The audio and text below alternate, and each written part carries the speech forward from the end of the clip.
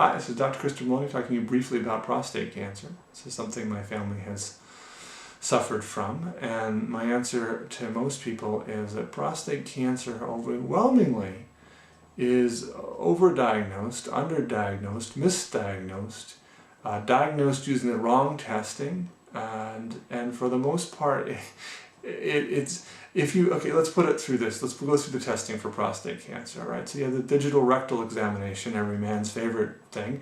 That's not terribly accurate. It's not going to find cancer. It's going to find inflammation, but that's not going to correlate to anything necessarily.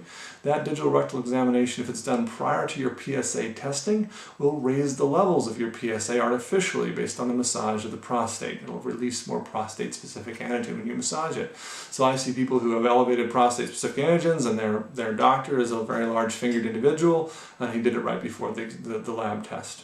The PSA itself is not accurate. It doesn't tell us what we needed to know.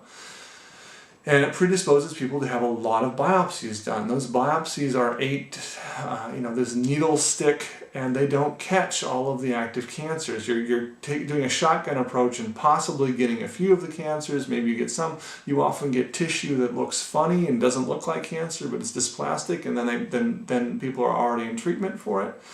The statistic reality is a man without symptoms and with not rapid doubling in the PSA really doesn't have an enormous risk of dying of prostate cancer. It just isn't that big an issue. If your PSA is going up and it's doubling and you have symptoms, then by all means have your prostate out.